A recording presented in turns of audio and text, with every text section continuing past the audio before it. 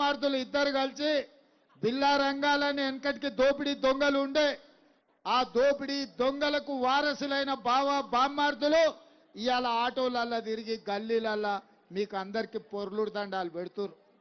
నేను ఒక మాట అడగదలుచుకున్న ఈడున్న మా యువకుల్ని, 2 సార్లు ముఖ్యమంత్రిగా వాళ్ళ నాయన, 2 సార్లు ముఖ్యమంత్రిగా వాళ్ళ కొడుకు, 3 సార్లు ఇక్కడ బీఆర్ఎస్ ఎమ్మెల్యే గెలిచిండ్రు. ఏనాడన్నా మీ బస్తీకి వచ్చిండ్రా? ఏనాడన్నా మిమ్మల్ని కలిసిర్రా? ఏనాడన్నా మీతో మాట్లాడినరా? ఏనాడన్నా బెంచ్ కారు దిగి ఆటో ఎక్కినరా? ఇవాళ ఒక్క దెబ్బకే దిమ్మ తిరిగి గల్లీలలో ఆటో ఎక్కి తిరుగుతురు. ఎన్నికలు అయిపోయే లోపల ఆటోలో తిరుగుడు కాదు, అంగిలాగు చించుకొని అమీర్పేట చౌరస్తలా మైత్రి వనం దగ్గర గంతులేయాల్సి వస్తుంది.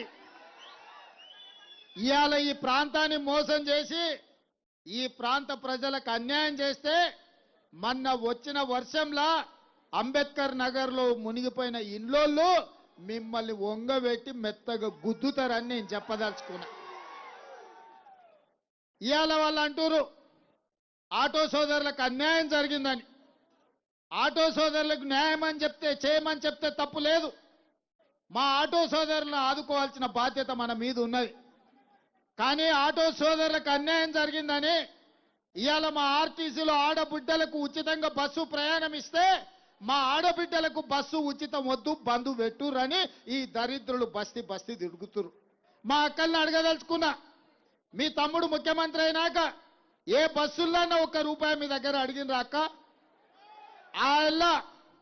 వాళ్ళ పాలనలో అమ్మగారింటికి పోవాలన్నా, బల్కంపేట అమ్మవారిని దర్శించుకోవాలన్నా, యాదగిరిగుట్ట లక్ష్మీ నరసింహస్వామికి దండం పెట్టాలంటే ఇంటి ఆయన దగ్గర కిరాయి పైసలు అడగాలి. అమ్మని చూడాలంటే కూడా ఇంటి ఆయన నగదు ఇస్తే తప్ప మనం పోయే పరిస్థితి లేదు.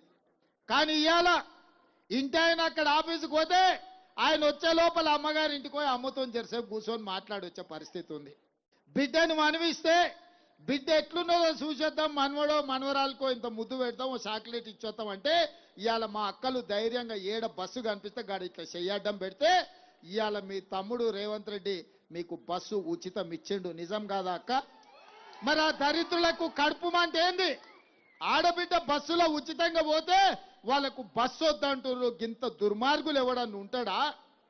2014 నుంచి 2019 వరకు ఒక్క ఆడబిడ్డ కూడా మంత్రివర్గంలో మంత్రి ఇయ్యలే.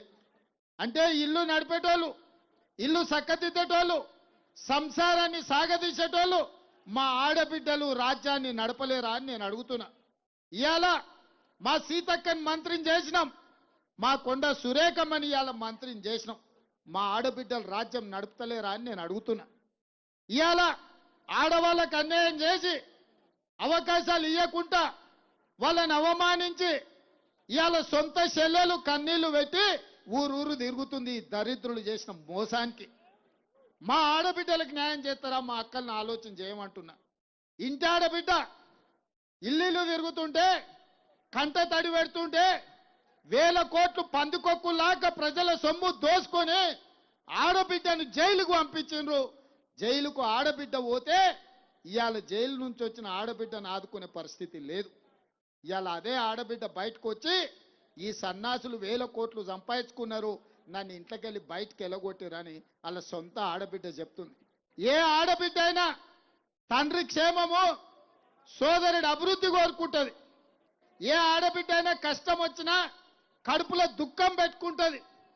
అత్తగారింటి కాడ కష్టం వస్తే అమ్మకు పోయి చెప్పుకోవద్దు, ఇచ్చిన కాడ పెరిగిన కాడ చిన్నతనం దేవొద్దని కష్టాలను అనుభవిస్తారు.